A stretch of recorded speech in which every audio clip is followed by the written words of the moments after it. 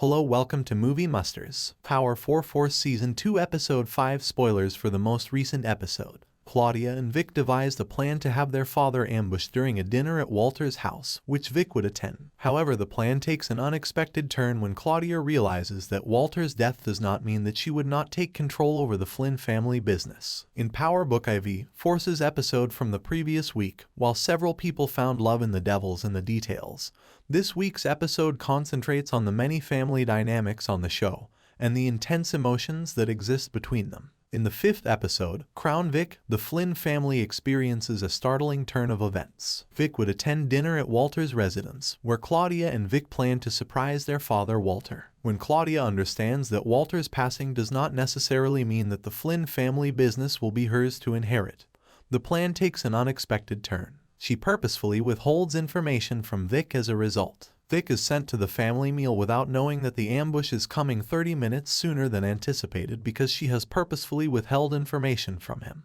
Vic is fortunate enough to escape the carnage and see to it that Walter is put to death, but it isn't until after that he knows Claudia tried to set him up. Vic determines it's time to kill Claudia now that he is aware of this new information. He strikes a deal with the feds to set up a situation that could happen while keeping him out of jail. In addition, Tommy Egan is coping with a significant issue with his own family, particularly his nephew D-Mac, after D-Mac killed a police officer, whom he was unaware was a police officer in the first place. D-Mac refuses to listen when Tommy tells him to stay off the streets. After talking with his father, Tommy and JP believe it's best to send him far away and out of difficulty until all is settled and any ongoing inquiries into the officer's killing are put to rest. D-Mac, Tommy, and JP are having a difficult time accepting the choice, but Tommy's mother is the one who is struggling the most. She quickly falls into an emotional downward spiral that causes her to relapse and undo all of the gains she had made toward quitting her addiction.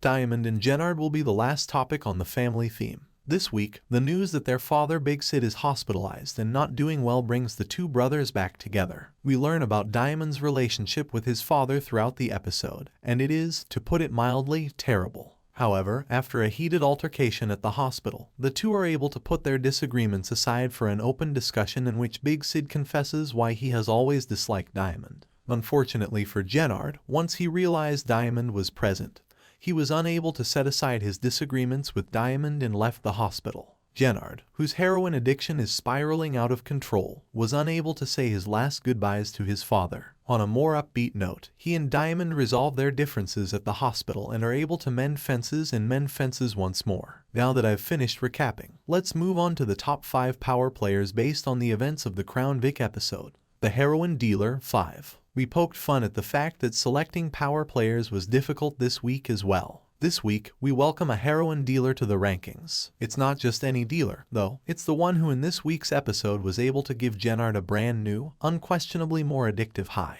But he is not here for that reason. This dealer was able to obtain from Jenard a stolen gold chain and probably some expensive items in exchange for the supply of heroin he offered Jenard. We had to dig a little, as I mentioned, but the trader got away with a new chain and perhaps a new friend. The unknown. Let's now discuss the true power players. The feds. This week, the feds took some significant action. The feds struck hard in an effort to achieve their ultimate goal of bringing Tommy Egan down, questioning Vic Flynn. After forming the task force between federal investigators and the local Chicago police and bringing in some of the lower-level drug dealers, Vic was connected to crimes and a witness, but after some interrogation, they let him go in the hopes that he would fall victim to a trap and require their assistance. Vic returned to them at that time and offered to give up his sister Claudia. Tommy Egan reluctantly agreed to be a part of the transaction when the feds insisted he do so. Although it appears that things are going well for the feds, if you are familiar with the Power universe, you are aware that things won't always be this way for them. Vic Flynn 3. Vic would have passed away by the conclusion of the episode if Claudia had her way. This implies that she would have been left to run the family business once her father passed away, something she has publicly and covertly desired to achieve since the start of Power Book IV, Force. Unfortunately for her, Vic survived the ambush and was able to piece things together afterward.